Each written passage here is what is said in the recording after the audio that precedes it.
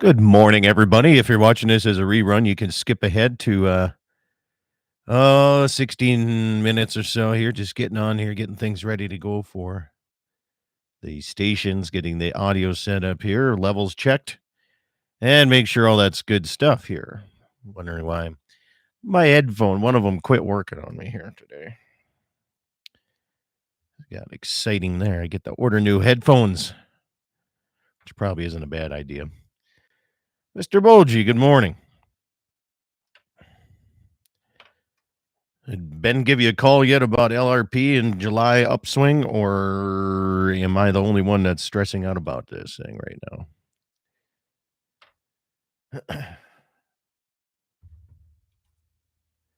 Well, Whalen,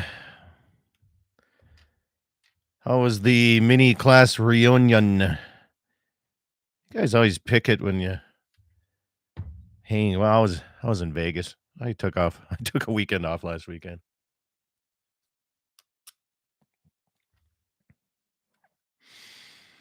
Morning, Josh. I am the only one stressing. Okay, good. Morning, Mr. Water. It's okay if I'm stressing about it. Moved one group of cows yesterday. Holy moly, those things are picking. I think just growing. Morning, Dave. You're finishing up the second crop of hay. Way to dig it in. I'm still working on not even a bale an acre. I shouldn't say that. Yesterday I baled up 1 bale an acre grass hay. That's how good it is up here. Morning, Karen. Morning. Good to have you along this morning in Woolbridge. Good stuff here. Other than that, not much. Yeah, so I'm just scratching for hay.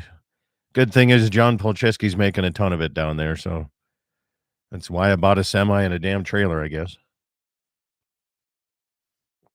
Only bad part is it's having to strap down the hay. I'm not a fan of doing that.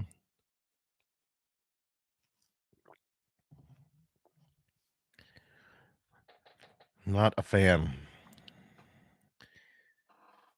And I have a whopping, is it here? About 1, 2, 3, 4 or 5 miles of actual highway. And they could still get me, I'm pretty sure.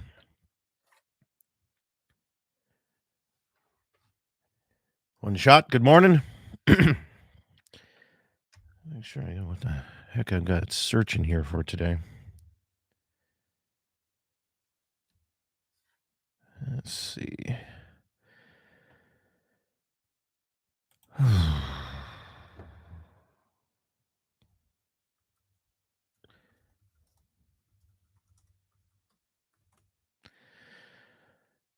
Let's see what's going on here today. Buy Tootsie Rolls.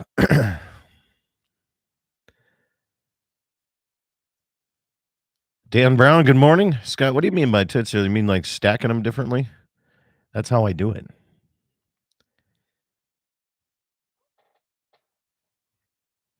That's the only way I stack my hay when I haul. I don't I don't go for how many I get on a single load. I get for comfortable of I'm not going to drop anything off.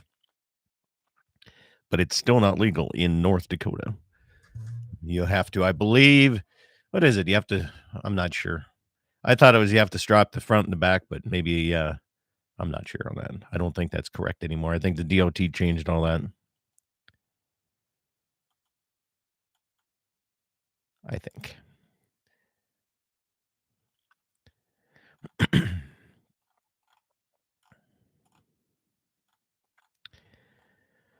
What else?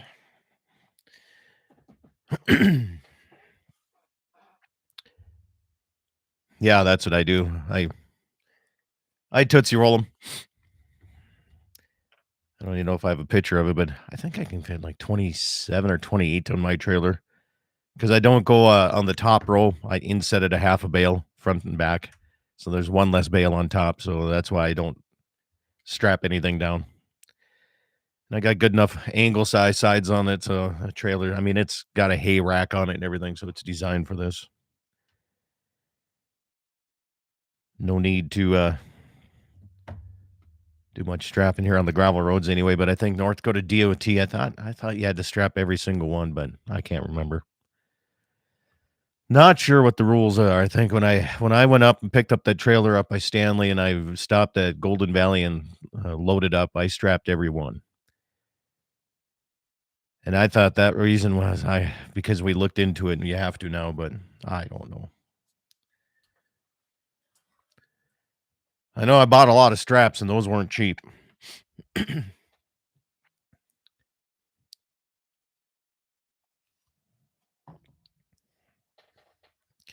Every state's got their rules.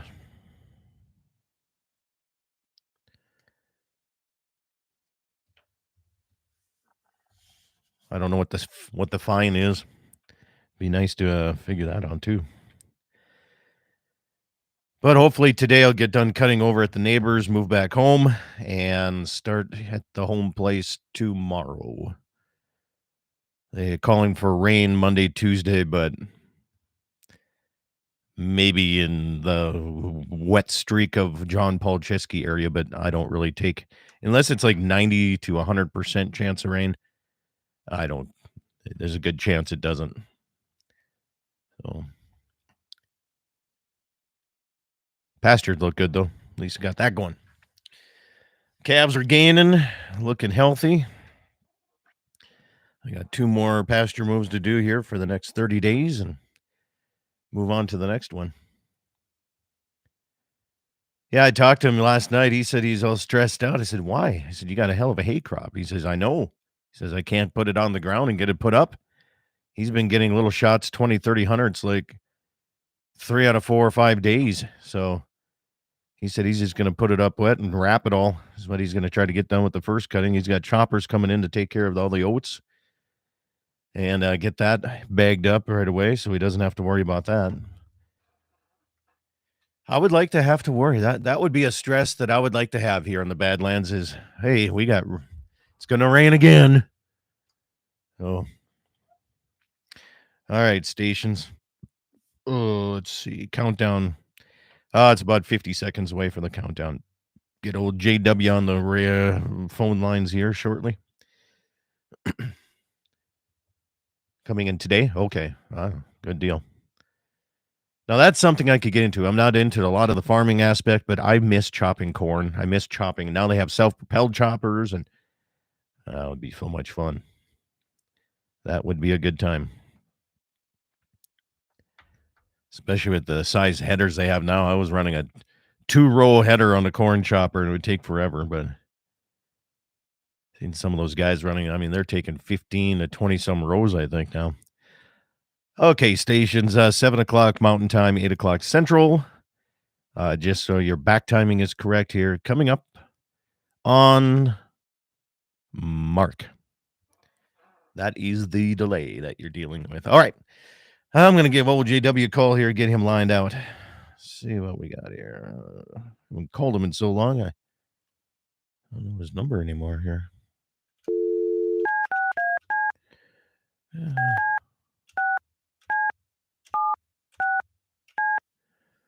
think.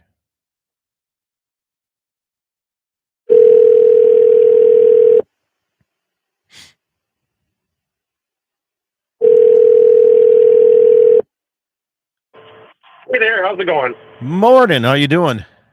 Excellent. Just getting a different spot. I didn't like where I was looking. Yeah. Are you sitting in the top with binoculars watching where all the fishing boats are going or what? Well, I was pretending that I had binoculars. Yeah, I was watching the fishing boats and they weren't catching anything, so that was boring. That's like going fishing. I don't like to go fishing. I like to go catching fish. Catching, yeah. I don't like to go hunting. I like to go shooting, yeah. Yeah, that's right? Yeah. There's a difference between spotting and hunting and shooting. Yeah. But yeah. Yeah, well, how's the family been? Oh, my wife and girls are good. Good. My dad is some interesting things happened this week. Nothing bad, but just some life-changing events for the two of us. Yeah. He's 80, and I think we finally have come to the summer and realized that a little leisure fishing is going to be okay, but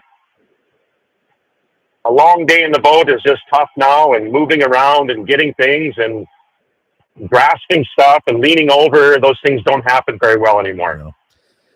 Yeah. So well, you have to look back and think about the good stuff that you guys did together. And he's still with a lot of years. He's still with you. So yeah. No, he'll be back up on Monday with me. And no, 100%. It's just that he and I have been like brothers, fight like brothers at times. And I don't think that, I'm sure it's way more difficult on him. Aging sucks, man. Yeah, I know. Yeah, and his mind is great. He loves to be at home and he loves to go mow my yard for me and do anything he can possibly do. That I think is what's made him feel the best the last few years. Yeah. He can do stuff. It's getting in and out of a boat is very, very difficult now. And so do some of the places have, what do they call them? Yes. Handicap, like some type of a crane to help get in or something now? Yep.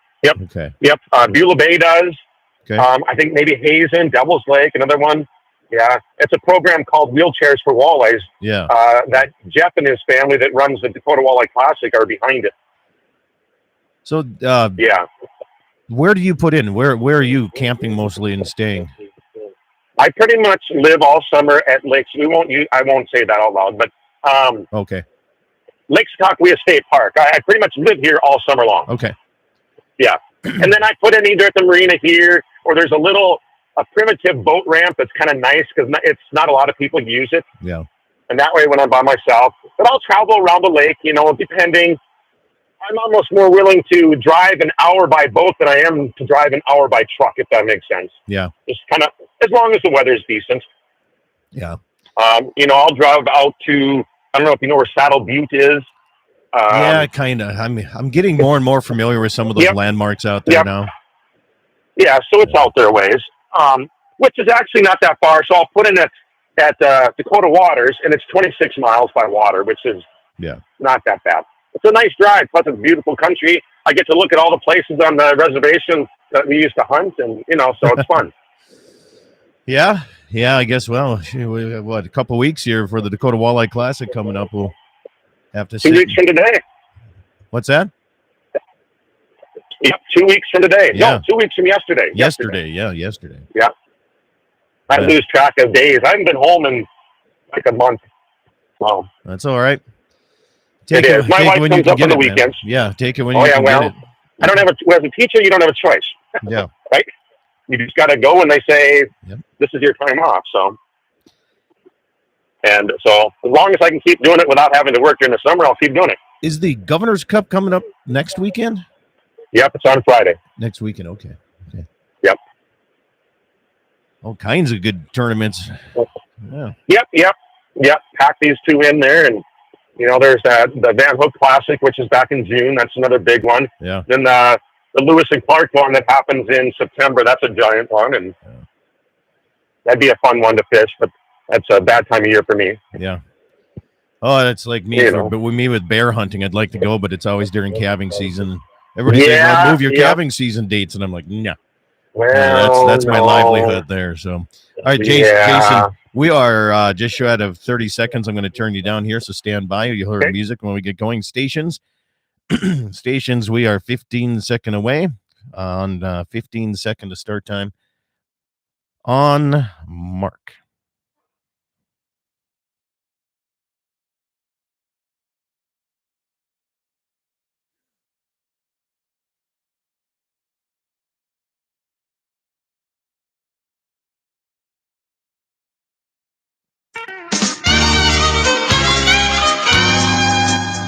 Good morning, everybody, and welcome to the Saturday edition of Dakota Prairie Outdoors, heard all across the Dakota Territory on great stations like KGFX in Pierre, South Dakota, KFYR in Bismarck, of course, celebrating 100 years right now. KCJB, Minot, KLTC, and 106.9 and the Western Edge, and of course in Mobridge, the fishing capital of the world. Good to have you along at KOLY over there. Karen, good morning to you. Oh, boy, I tell you what, a big thanks to everybody in the stations last weekend. I took a weekend off, all right? Independence Day is a very important holiday in my mind, so I did take the weekend and said, you know what, it's time to have at least one weekend off, and that so that you probably have that once in a while. It happens, all right? Otherwise, I'm going to be here with you guys, going 20 years strong here, and looking at 30 years coming around the corner here in the next decade. Jason Wright, how the heck have you been, my friend? I've been really good. It's been an interesting summer.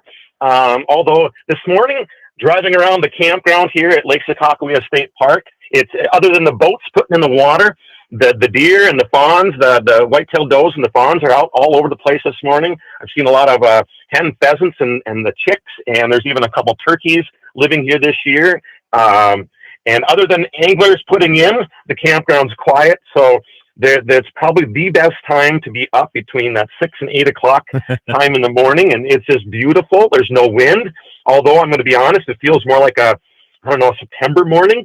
We might have gotten into the low 50s, but it's beautiful. Dew on the ground. I'm not sure if it feels more like a walleye angling day or a day that we should be sitting in a tree stand someplace or stalking something with the grass is all wet and quiet. But no, it's been a really good morning.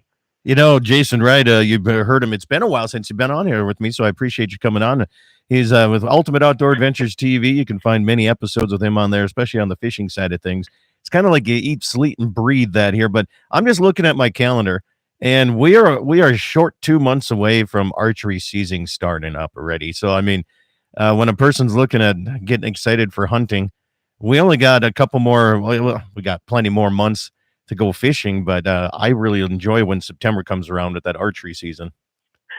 Yes, no doubt. There's two things that happen this time of year for me. Number one, I teach school full time, so I have school on the mind now, and archery season, of course, and worrying about shooting my bow and getting in shape for that. In fact, I got a brand new bow at Shields, and I haven't had a chance to pick it up yet. So I got to get on that because I probably have a month to go before we head out to Wyoming antelope hunting. So between fishing, hunting, and real work, it's a busy month to 2 months coming up for sure. Well, let's get into talking about the fishing side of things because I haven't had any updates all year yet about how the fishing's been going. I hear from my buddy Brent Chemnitz that guides down in Lake Oahe out of Mobridge, and he says they've been having good days, and then there's days that it gets a little bit, you got to really work for those fish. How has it been on the big water up in Sakakawea this year? I think for the most part, it's been very similar here. Okay. I always break this lake down into 3 sections. You have the eastern section, which I'm just going to say from, the Berthold area, maybe across to Expansion all the way to Highway 83, including the dam area. That's kind of the eastern section. And I probably spend most of my time in that section just because I spend a lot of time at Lake Sakakawea State Park. And so it's right here. It's been my home, for my entire life. I'll be honest with you. My April was very good. May was a little touch and go. And then June was probably the best June fishing that I have experienced in a couple of years. And I think a lot of that has to do with the water temperatures. A couple of years ago, our water just heated up so fast by the 12th, 13th of June, we were seeing water temps in the low 80s in some of these back bays. And so those fish just dove down hard that year and stayed there. Last year, the water temperature stayed so darn cold. Our June, we had rain and so much wind. It just messed that water up, and fishing was more difficult, at least for me, And this year it's been closer to an average year weather-wise, probably not as warm as normal. So our water temperatures still are not crazy warm. And so what happens, Scott, is when you get these years where the water either warms up too fast or it doesn't warm up, the far reaches of the bays, those creek channels, those creek arms, if they don't warm up faster than, let's say, the main lake, those fish will come in and out of those bays, but they don't congregate in there and school up like they normally do. And then anglers don't have those days of fishing where you go back day after day after day after day and you catch fish. Whereas those fish kind of will hang back a little bit and hang more on the main lake. And it has to do with the bait fish too. They might come and go, and I'll notice them in for a couple days, then they'll scoop back out if we get some cooler weather. But right now, this time of year, the water is pretty much, it's not crazy warm. Main Lake is probably in that 72, 73 degree range. Back bays are similar. And so right now you've got fish anywhere from 2, 3, 4 feet all the way down to 40 feet. And this is a good time of year for a lot of people because so many people are used to putting on their live bait rigs or their bouncers or their crankbaits, and they love that 15 to 25 foot range. And they might start doing that in June thinking there's no fish to catch and they haven't showed up. And all of a sudden July comes around and boom, oh, my fish are there in 17 feet. Whereas people like me, I love to target those shallow fish. Yeah. I love those shallow fish.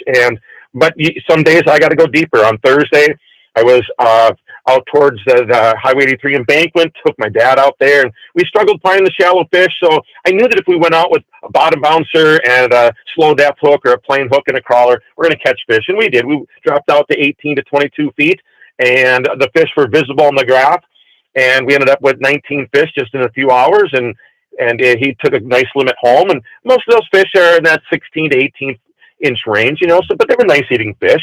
So right now, you have all kinds of places to go, South Shore, North Shore, points, flats, shallow, deep. This is a great time of year for everyone. The midsection of this lake, I think, has been from, let's say, the Berthold area. I'm going to even say out towards Indian Hills.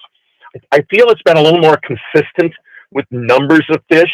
And you don't have there just seems to be more opportunity in your main lake fishing. And it just seems like it's been a little more consistent from the people I've talked to, but it can get a little screwy out there too, especially when those fish start to transition from the shallows to the deeper depths, or when you have the bait fish start to move around a little bit, and water temperatures play a role there. Then that western end, let's say from Beacon Point over to Little Missouri Arm and all the way up into Van Hook. Well, that's if I send people to go and hope to catch a lot of fish, that's where I tell them to go, especially up that partial Van Hook arm. There's more of a natural reproduction that takes place in this western portion of this lake. And so you have a higher population of fish. Don't get me wrong. My friends at the Game and Fish tell me we have a high population of fish, but the eastern portion, you have virtually no natural reproduction. So they do stock walleyes on the eastern portion. But we have some of your classes that are missing, probably due to the fact that we had a low population of smelt and bait fish and forage. And so as you go west, the population is going to increase, so your chances of catching fish can be a little bit better, and or you have more numbers of fish. And obviously, when fishing's tough, if you have more mouths around, more numbers, you're going to probably catch more fish. Well, Jason, I tell you what, we're up against our first break, and we're going to break this down even more. I got some text messages coming in from people that are on the water right now. And they've been doing some good, like you said, 14 to 18 inches is what they've been catching. Yep. But stick with me. We're up against our first break. Jason Wright talking fishing on the big water, Lake Sakakawea, and pretty much anywhere else. If you have questions, comments, feel free to call or text in. We'll be back after these messages.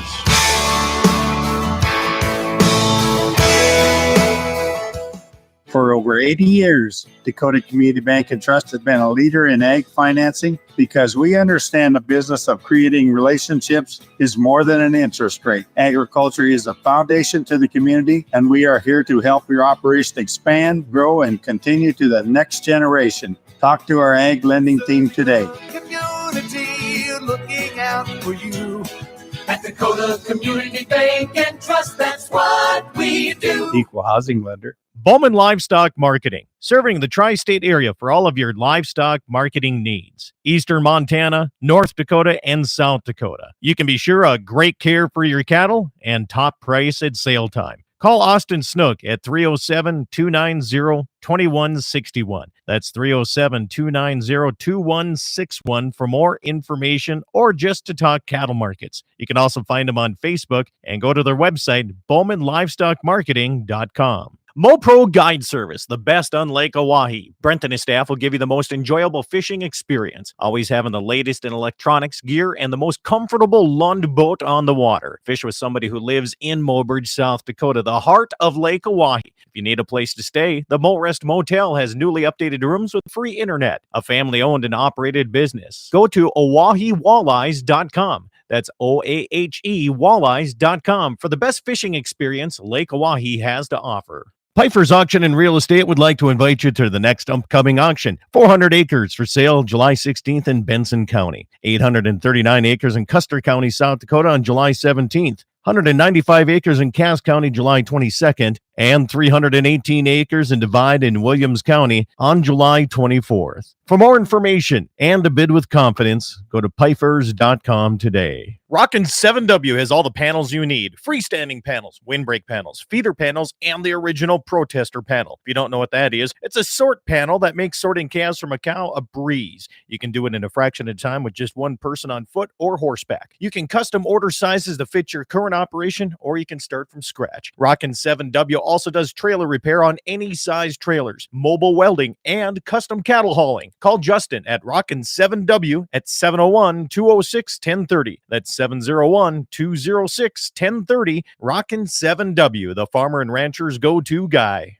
There's a reason you're seeing more Red Angus cattle in the country. Great mama cows, high weaning weights, and easy keepers. With a family that bases their entire operation on faith, honesty, and trust. You can see those values in their 30-plus years in the Red Angus breed. Schriefer Red Angus, the breed that generates a positive return on investment. SchrieferRedAngus.com. This portion of the program is brought to you by Freedom Repair. Whether it's a tractor, baler, your cutter, your combine, or air seeder, Freedom Repair comes to you and helps you get fixed up and back in the field. 19-plus years experience. Give Lucas Kelly a call at 701-440-1945.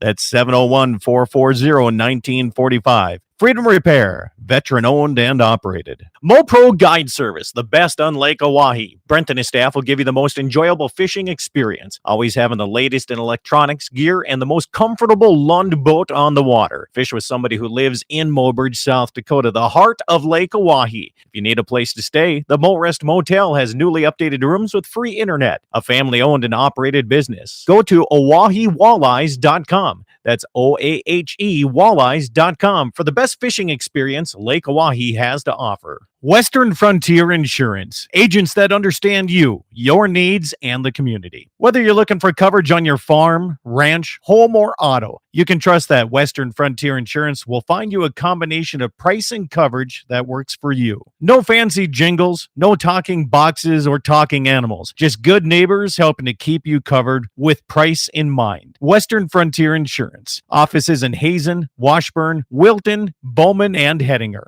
Pfeiffer's Auction and Real Estate would like to invite you to the next upcoming auction. 400 acres for sale July 16th in Benson County. 839 acres in Custer County, South Dakota on July 17th. 195 acres in Cass County, July 22nd, and 318 acres in Divide in Williams County on July 24th. For more information and to bid with confidence, go to Pfeifers.com today. On that road, but don't you worry, one day I'll settle down. And when that time comes, I hope you're still around. I hope you're still around. Welcome back, everybody. It is Dakota Prairie Outdoors Saturday edition. Good to have you along here this morning. Jason Wright, one of the guys that spends more time on water than anybody I know out there, and that's saying more people than I know. Probably not ever, but I don't know anybody that spends their entire summer. I think as soon as the school gets done, you move up to the Lake Sakakawea right away. I do. Yeah, I do. Yeah, and no, like we talked about, it's yeah, I do, and I love it up here, and I take advantage of our state parks, and I think we're very lucky to have nice state parks, and they keep everything up, and I love it. I love the water, and yeah, I'm fortunate being a teacher, and there was a time where I had to paint and build decks and stain decks, and I did a lot of painting and had to work, made a lot of money during the summertime. I started doing that probably when I was 12, 13 with my dad, because he was he was a professor at the state college for, geez, I don't know, 43 to 46 years. And, Wow. and he's 80 now. But I think if he could still paint, he still would paint, you know. And, but ever since I was able to make it I pretty much move up to the lake, and it becomes my wife says it's my second zip code or my second home. And, you know, Yeah. I basically have my clothes up here, and they hang in my truck or in the basket in the camper, and I'll move back probably the week before school starts, which this year is kind of a little earlier than normal, but that's a different topic. And Yeah. Well, Yeah. so I was telling you during the break that my fishing partner for the Dakota Walleye Classic, we're working on trying to, you know, I say keep up with the big boys, right? Yep. And he's out fishing right now. He's doing a great job going around the lake and finding a lot of different spots Yep. here. He says the water temperature right now that he's fishing is 71 degrees. They just sounds cut. about right. He's on the east side of the, like you were talking, split it east and west. He said he's on the east half right now. Yep. Caught 6 fish, and they're all between 14 to 18 inches. And just texted me. He just caught another one that makes number 7. Nice. And then, so when you're looking at that, you know, we'll break that down a little bit more here. But first question comes in from the mayor of Mobridge. He says, "Are there smallmouth bass or crappie in that part of the world?" A lot of smallmouth bass. Yeah, there are. Yes, a lot. In fact, yeah. And there's times of the year where, you know, fishing shallow, it is so much fun with a jig, you know, a 1/4 ounce jig. And let's say the boat's in 5 feet, and I'll just go around the backs of these bays, these creek channels. And especially in the end of May and into June, when they're starting to spawn, they'll be on their beds, and they're very protective of their beds when they're spawning. And it can be almost every cast. And, you know, it's the goofy thing about Sakakawea, which maybe a biologist can chime in here because I don't know. But, you know, our bass don't get as large as they might down in South Dakota or Lake Audubon, for example. My gosh, there's 3 to 5 pound bass, smallies over there. But here, you know, but we can get, geez, I had a day where I had actually a lot of 18 to 20 inch smallmouth bass, which I think are giants here on Lake Sakakawea. My largest is up to 4 pounds, but you get many more smaller ones, but they can be an extreme nuisance if you're a live bait angler too, and fishing deeper depths, because they'll eventually slide down like everything else. But yes, there's plenty of smallmouths, and if you want to target them, you can. In fact, there's days where I will just go out for fun and just do that. It wasn't a couple of weeks ago. I was looking for big walleyes. You know, I wanted big ones, shallow, and I got into those 18 plus inch smallmouth bass, and I spent 2 hours just casting a jig and any 3.5 or 4 inch plastic bait with them, and it was just, and they fight. You know, and every time I do that, I think about watching these professional bass guys that I watch on TV, and it's like, I know now why they do this. It's fun, you know. Yeah, it's just they feel like one, you know. It's like, where's the camera, you know? Yeah, when they set the hook in those bass tournaments, man, holy cow! So you were saying you were targeting big walleye. How do you do that on Lake Sakakawea? Because I mean, you can go out to your favorite spot and you can catch a lot of fish in that, like in the teens, right? But how do you target the big ones differently than just going out and filling a limit? Well, you know, so up until the last few years, once those fish will dive down a little bit deeper, for example, let's talk this time of year and some maybe deeper fish, let's say at 15 to 25 or 20 to 30. Once you can start graphing them really good with your electronics, this is prior to last, let's say 5 years, okay? I'll still do this today. It's just your traditional 2D sonar. I crank up the sensitivity on my sonar so that my screen is almost getting to be blacked out, but not quite that much, okay? And I run Lowrance graphs, so I can't speak about Garmin or Humminbird or anything else. I found that if I'm running on an 83 kilohertz, excuse me, that all fish, especially the small fish, they look big, okay? But if I run on 200, I can tell the difference between a school of 14 to 18 inch fish versus bigger fish once they're down a little bit deeper. And so sometimes I'll drive around and just look for those bigger marks. And I won't even, if I'm looking for bigger fish, I won't even stop on that school that they look like fun fish to catch. But in my gut, it's kind of like if you're a deer hunter, right? And if you have to sit and think about that rack, let's say you want a 150 inch deer.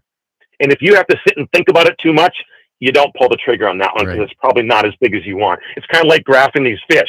Well, it looks fun because there's a whole bunch of them down there. There's 4 marks here and 3 here, 1 there. But if they just look too small, but increase your sensitivity, and you will start to see that these larger marks will have like more green in them, and they'll look bigger when you find them. Now, though, you have to be in an area to find these. Okay, Yeah. we're not sitting on the Great Lakes here. As you go west, I firmly believe there are going to be more of those bigger fish, to target. But that's what I'd be doing if I was looking, let's say, again, in that 15 to 25 foot range or deeper. If you increase the sensitivity, especially on a Lowrance graph, running 2D, make sure you're on 200 kilohertz, and you will start to notice the difference between the sizes of those fish. They're going to pop out at you. In shallower water, a little different. We're going to talk prior to the last 5 years. Now you're kind of just searching and you're looking, and you're kind of trying to figure out where those bigger fish are hanging. You start catching bigger fish, and when I say bigger right now, I'm going to say 20 plus inches. You start to look at the structure on the shore that's out of water and under the water. Are you catching these fish out of boulders? What is it? Look at the shoreline. Is there a transition from beautiful gravel, and then it goes to like a mud, and then all of a sudden there's boulders? I take pictures of that all the time. Are they around weeds? Is there bait? You got to really pay attention to that stuff, even though we have this incredible electronics that's out there. Now, bring it to present day, we have forward-facing sonar. You can use that to definitely tell the difference between smaller fish and bigger fish. But on Lake Sakakawea, for example, you aren't going to go out there and see hundreds of 25 to 30 inch walleyes like you might on Lake Erie, or something like that. So it takes a little more getting used to. It's a gut feeling. And with electronics like the forward-facing sonar, you can watch the behavior of fish. Like on Thursday when Dad and I went out and caught those 19 fairly quick, I knew what they were. By going over them, I'd point them out to Dad. I said, hey, we're just having fun. So Dad wants some fish for the freezer. And every once in a while, I'll turn on my forward-facing sonar and look around, and they all pretty much look the same. But oftentimes those schools of smaller walleyes, like those 14 to 17 inches we're talking about, they act different too. They cruise, they move. And I was telling Dad the other day, I was watching them attack my jig and chase after it. And I told him it was like watching a bunch of whitetail fawns run around and jump around in the woods, They're playing. With those bigger ones, oftentimes they're going to be more solo or in pairs, But with your forward-facing sonar now, you can start to pick those out. So you asked me a question the other day what I thought about it, and all I can tell people is it's a very interesting tool. Okay, we're up against our half-hour break here. We're going to break down some of this electronics because I ran across something early this morning that popped up in one of my social media feeds, and I thought, this is a great one to take to Jason and see what he thinks about this. So stay with me. Jason Wright here is we're talking fishing here, and we're going to be talking about new equipment and how the electronics have changed the world. And our tournament's going to allow some of these electronics still in some of the tournaments. We'll have that and more. If you have questions, comments, 888-932-5682. You can text me at 701-425-6651. I'm live chatting on my YouTube channel as well. We'll be back right after these messages.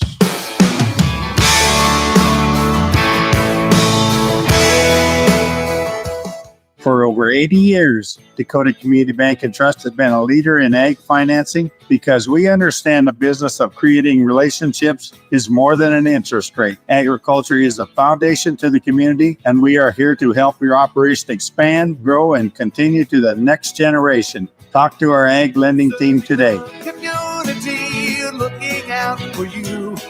At Dakota Community Bank and Trust, that's what we do. Equal housing lender. Bowman Livestock Marketing, serving the tri-state area for all of your livestock marketing needs. Eastern Montana, North Dakota, and South Dakota. You can be sure of great care for your cattle and top price at sale time. Call Austin Snook at 307-290-2161. That's 307-290-2161 for more information or just to talk cattle markets. You can also find them on Facebook and go to their website, BowmanLivestockMarketing.com. MoPro Guide Service, the best on Lake Oahe. Brent and his staff will give you the most enjoyable fishing experience, always having the latest in electronics, gear, and the most comfortable Lund boat on the water. Fish with somebody who lives in Mobridge, South Dakota, the heart of Lake Oahe. If you need a place to stay, the Mo Rest Motel has newly updated rooms with free internet, a family-owned and operated business. Go to OaheWalleyes.com. That's OAHE Walleyes.com for the best fishing experience Lake Oahe has to offer. Pfeiffer's Auction and Real Estate would like to invite you to the next upcoming auction. 400 acres for sale July 16th in Benson County. 839 acres in Custer County, South Dakota on July 17th. 195 acres in Cass County, July 22nd, and 318 acres in Divide in Williams County on July 24th. For more information and to bid with confidence, go to Pfeifers.com today. Rockin' 7W has all the panels you need. Freestanding panels, windbreak panels, feeder panels, and the original protester panel. If you don't know what that is, it's a sort panel that makes sorting calves from a cow a breeze. You can do it in a fraction of time with just one person on foot or horseback. You can custom order sizes to fit your current operation, or you can start from scratch. Rockin' 7W also does trailer repair on any size trailers, mobile welding, and custom cattle hauling. Call Justin at Rockin' 7W at 701-206-1030. That's 701-206-1030. Rockin' 7W, the farmer and rancher's go-to guy. There's a reason you're seeing more Red Angus cattle in the country. Great mama cows, high weaning weights, and easy keepers. With a family that bases their entire operation on faith, honesty, and trust. You can see those values in their 30-plus years in the Red Angus breed. Schriefer Red Angus, the breed that generates a positive return on investment. SchrieferRedAngus.com. This portion of the program is brought to you by Freedom Repair. Whether it's a tractor, baler, your cutter, your combine, or air seeder, Freedom Repair comes to you and helps you get fixed up and back in the field. 19-plus years experience. Give Lucas Kelly a call at 701-440-1945. That's 701-440-1945. Freedom Repair, veteran-owned and operated. MoPro Guide Service, the best on Lake Oahe. Brent and his staff will give you the most enjoyable fishing experience, always having the latest in electronics, gear, and the most comfortable Lund boat on the water. Fish with somebody who lives in Mobridge, South Dakota, the heart of Lake Oahe. If you need a place to stay, the Mo Rest Motel has newly updated rooms with free internet, a family-owned and operated business. Go to OaheWalleyes.com. That's OAHE Walleyes.com for the best fishing experience Lake Oahe has to offer. Western Frontier Insurance, agents that understand you, your needs, and the community. Whether you're looking for coverage on your farm, ranch, home, or auto, you can trust that Western Frontier Insurance will find you a combination of price and coverage that works for you. No fancy jingles, no talking boxes or talking animals, just good neighbors helping to keep you covered with price in mind. Western Frontier Insurance. Offices in Hazen, Washburn, Wilton, Bowman, and Hettinger. Pfeiffer's Auction and Real Estate would like to invite you to the next upcoming auction. 400 acres for sale July 16th in Benson County. 839 acres in Custer County, South Dakota on July 17th. 195 acres in Cass County, July 22nd, and 318 acres in Divide in Williams County on July 24th. For more information and to bid with confidence, go to Pfeifers.com today. On that road, but don't you worry, one day I'll settle down. And when that time comes, I hope you're still around. I hope you're still around. Welcome back, everybody. Dakota Prairie Outdoors continues on a beautiful Saturday morning here. At least it is in my neck of the woods here. Jason Wright, the Ultimate Outdoor Adventures. You've seen him many a times on there. If you're anywhere on Lake Sakako, you've probably seen him there too. Jason, the second half of the program, let's talk about these electronics. Because you and I were texting back and forth about, live scopes and the forward facings and all this. And so something came across my social media this morning. And this guy, I don't know who it is. Everybody's got channels and different ideas out there. Yep. And they're Yep. telling a lot. What you were saying is that you can adjust your sensitivity, and you can tell which bigger fish, what's a school of whatever. He was saying what he does is, he's got a, a transducer on the front on his trolling motor. He's Yep. got one on the back, two on the back. He's got graphs Yep. on the this and graphs here and here and here and Yep. here. He says that he shuts down all of the graphs and the transducers except for the one that he's using, because he says that's given that sonar is given those clicks in the water. He says, and these fish are hearing this stuff. He said, so the less you have, the less is that true? I mean, I never even thought about the sonar making noise. Oh, it does. Yep, they do. You can, if for example, even your 2D transducer that's attached to your Minn Kota trolling motor, if it is on and out of the water, you're standing beside it, you can hear it clicking. Now, we've learned a lot of things here, but there's certain things we're not going to know for sure. For example, so when he's shutting down his other electronics, his transducers, it's most likely when he's using his forward-facing sonar so that he can get the most crisp picture. There's no doubt for me, again, I'm running Lowrance units, so I can't speak on behalf of the other units out there. But if I have my transducer on that's attached to my Minn Kota, my 2D transducer, and I'm also running my Active Target 2, which is my forward-facing sonar, yes, I will get interference from my 2D transducer. I can adjust the noise sensitivity on my Lowrance Active Target 2. You're going to get a better, crisper picture 100%. Now, and maybe he's just saying that his electronics over the years have been spooking these fish. I'm not going to disagree with that either, because I can't prove any of this, but I feel confident that over the years, there's days where these shallow walleyes, I feel my trolling motor was spooking my fish. And I can remember being on Devil's Lake and watching these fish. I could see the white tips of their tails in about 10 feet of water, and crystal, when the lake was so clear. You could see them going in front of the boat, and you couldn't even cast probably to them. They were so far out there, moving away from the boat. Now with forward-facing sonar, I feel that there are days where I can definitely steer schools of fish away from my boat with the sonar, with the forward-facing sonar on. Now, but here's what I don't know. This has been shallow water, and this was this year. I mean, I couldn't get within 60 feet of them. Let's just say some days you can be right on top of them. And I was in shallow water, and it could have been the boat spooking them. It could have been the other electronics. I'm not sure. We weren't ever able to see this in the past. Yeah. Were these fish always moving away from me? I know the boat will eventually spook fish. I know that setting the hook on a fish in a school will spook the school of fish. There's a lot of unknowns out there, but I'm going to agree with what this gentleman said. Yes, if you are using your forward-facing sonar, if you shut everything else down, you're going to get a crisper picture for sure. Yeah. And it's possible that our other traditional 2D sonar has been spooking fish forever too. But I think about this all the time, and I'm not trying to be an expert by no means. I always tell people it's a very interesting tool. I'm not sure, as a professional tournament fisherman, like these guys that fished at NWT, they're out there to do one thing, to make money. Yeah. Okay.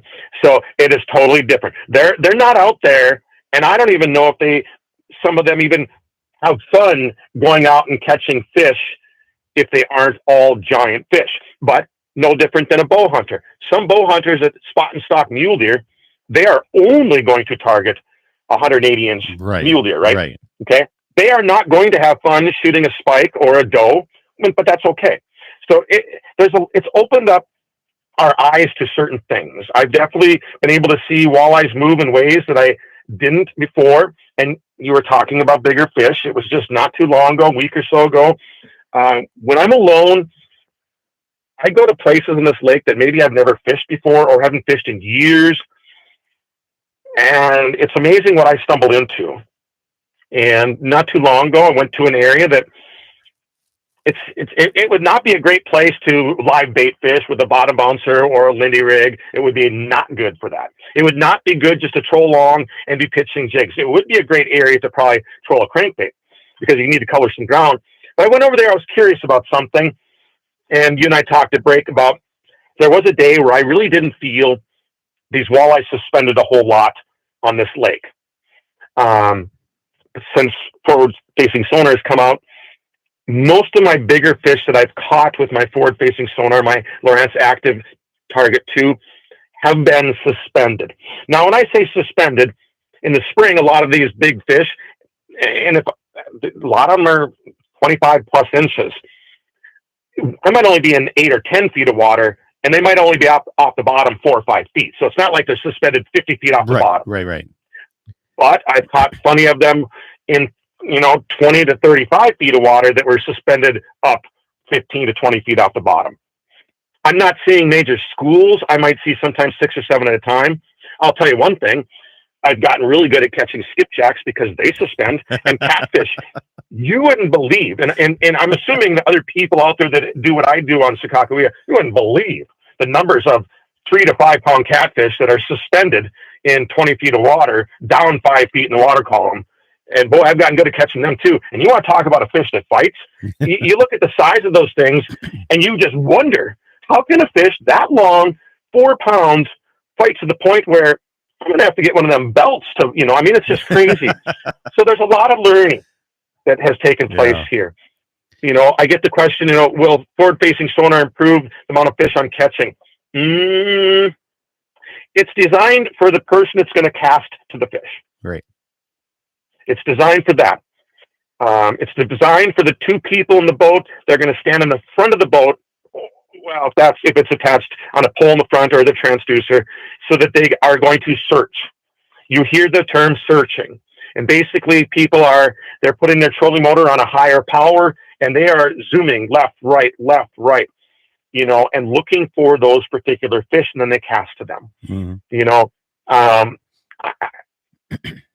When I'm just trolling a bottom bouncer for fun, I shut mine off because I'm just, I might turn it back on every once in a while to look around me to see what's around me. But, if I'm just going to have fun, I'm just going to have fun. There's a difference. It's interesting how, side imaging was a big thing. And, you can actually see them. And by the shadow of the what you're looking at, you can tell of how far they're off the base of the floor. Now, now it's the live scope type stuff and forward facing and landscape. And you got down imaging. You got everything going on. But like you said, it's also a learning tool as well if you're using it the right way.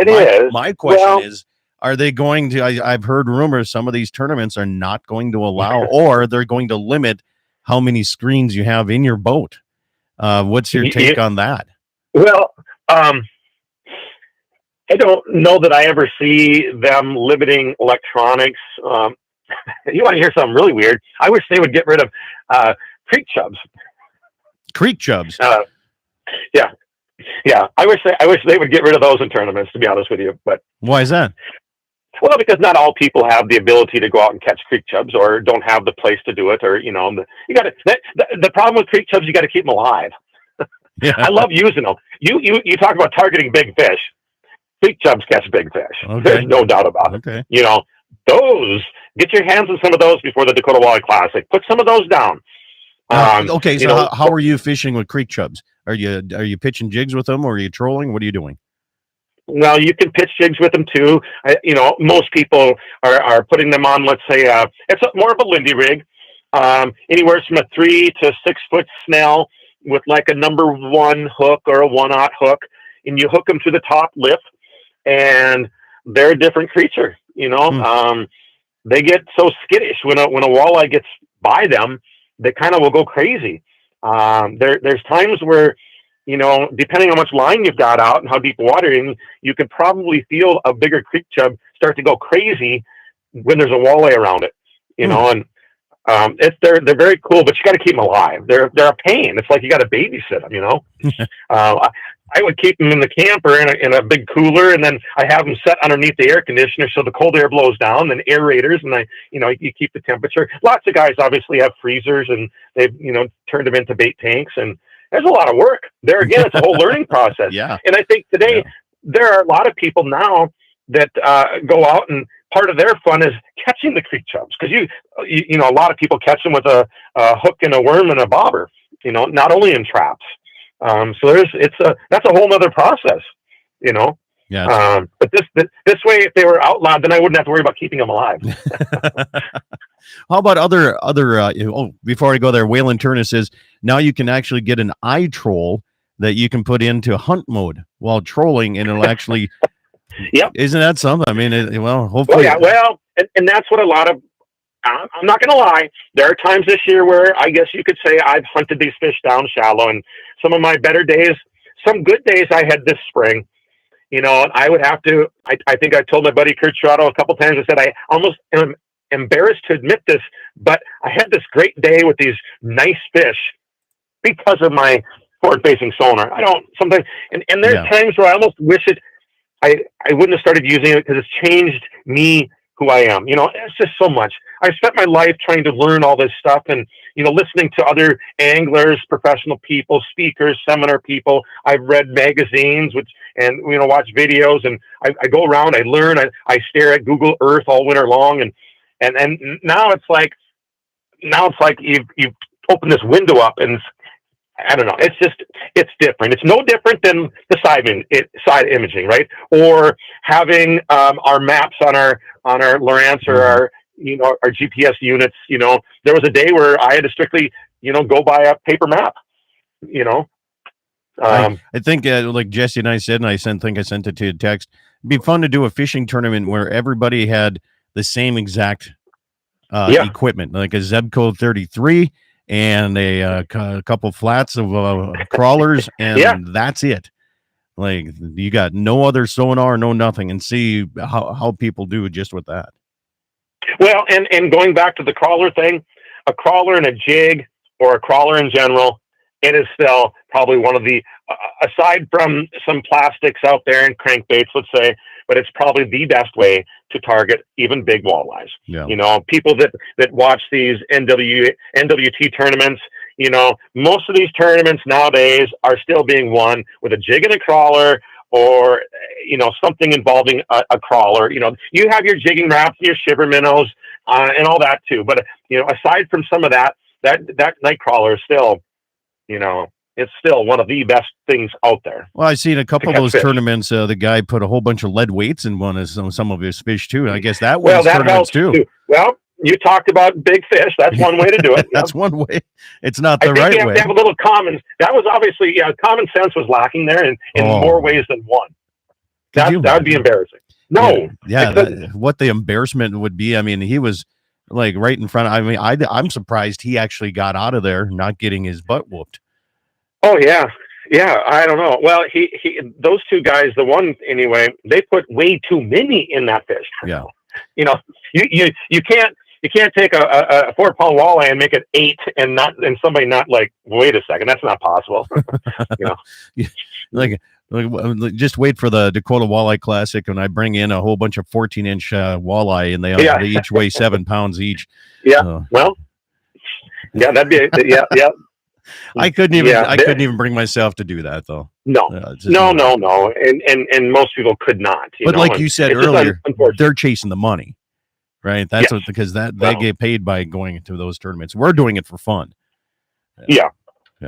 No, it's the forward-facing sonar.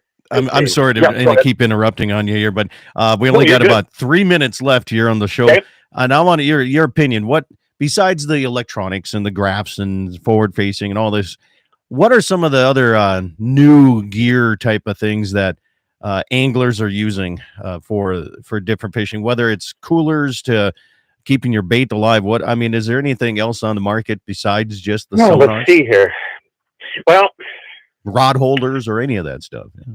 Gosh, I'm trying to think here. You know, new stuff, gadgets, accessories right now. I think something that I've noticed is the new trolling motors are incredible. Okay. I think that is one, the way they're built, they're most of them have gone to a brushless motor now. I have to admit, I didn't want to do this, but I just put one on last week, and it's one of those where it's like, you know, sometimes you make a purchase and it's like, wow, That is just ridiculous. Really? I bought the new Minn Kota Ultrex. It's a Quest motor, and my other motor, nothing wrong with it. It just needed to be fixed a few extra times than normal. It needed to be updated, but this thing is so quiet, I can't even hear it on. My other motor you could hear it. It would vibrate a little bit, and it wasn't an old motor. But this thing is so quiet, it's like I can't even tell it's on. That right there, there's just electronics-wise, nothing crazy has happened right now. Oh boy, that's the thing. It's kind of strange. This is probably the first year that I haven't spent a lot of money on other accessories, gadgets, or gear, because I haven't found that thing out there that's just like crazy. There's some new types of jigging wraps, some new things like that, but that's not even this year. So yeah, new this year. How about question. This? Okay, so a text comes in before we let you go here. How's the salmon fishing on the big water? Have you heard anything there? I know that people are starting to be out there. I've seen them in the mornings and the evenings. I've watched a few boats go out with. I don't know that it's picked up really good yet, but I'm expecting to be a pretty good year. Last year was a great year. Now, I wasn't out there, but I was watching people fish and hearing about it. And I'm assuming this year should be no different than last year. In fact, it maybe it'll even be better, because the water last year was cool spring, cool June. I think the water's going to be a little warmer. It might push those fish down a little bit sooner, but I think it's going to be good. I don't know about size yet, but I think you're going to see plenty of 6 to 8 pound fish. I really do. I think it's going to be great. And that's something else I have never done either, is go after salmon in that place. Well, I've got some people that would take you, and I think it would be interesting. It'd be interesting for me to hear what you think about it. Be honest with you. Okay. I know you're kind of a mover and a groover. I think you're probably not a ground blind person, and you know what I mean? So be interesting. You have to sit there, you have to troll, and you have to wait, Yeah. But maybe you'd love it. It'd be, I could maybe set something up for you, and I would be interested to hear what you have to say about it. Okay. I loved it. It's my wife's favorite thing to do. I love just sitting back and waiting for that rod to stop pounding. And I love to go to Wisconsin to salmon fish. And this would be probably the first time in 15 years we haven't gone. But it'd be interesting to hear your thought on it. I'm not saying I'm comparing salmon fishing to ground blind hunting, but it's. Well, I see where you're going with it, because I like spot and stock over ground blind hunting any day. But yeah, and if you're not liking what you see, you might just jump and run 3 miles. Well, that's well, as I'm aging, that might be changing as well, though. Well, maybe you'll become the next salmon fisherman in North Dakota. I don't know. Not unless they start stocking them over here at the Davis Dam or something like that. But man, well, you never know. All right, you can do a show. What? You could do a show from the water. I could do a show from. I'm going to try to do that here this year. Trying to use my.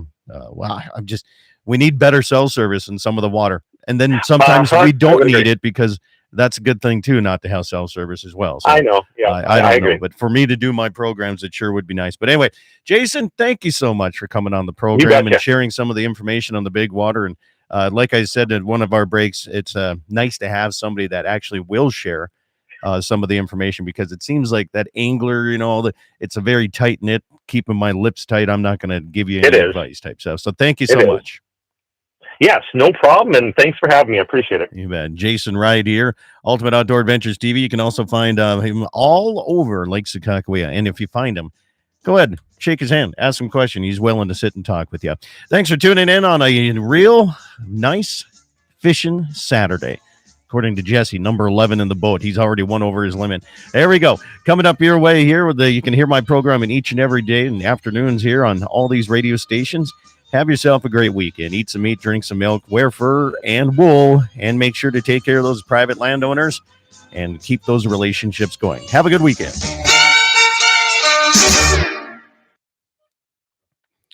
All right, Jason, we're clear from the radio, but we're still on the YouTube side here until we bid farewell. But I think I am going to bid you farewell. I got to get over and try to catch some dew on some of this grass hay and try to get caught up. I got 80 acres to catch up, and then I'm back on it again. So nice. Well, it's that time of year. Have you had any hail? Any bad weather? Nope, or you've been good? No, we've been good. Nice. Yeah.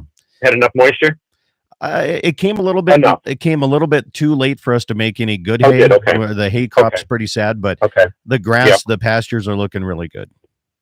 Yeah, I'd say that's kind of the same around here too. So, well, good, Scott. I appreciate it. And Yeah, thanks, man. Well, yeah, we'll see you here in a couple weeks. Anytime. Yep, we will. Thanks. Have a great day. You too. See ya. Yep. Bye bye. All right, YouTubers, thank you guys for tuning in. I appreciate y'all. We'll catch you later.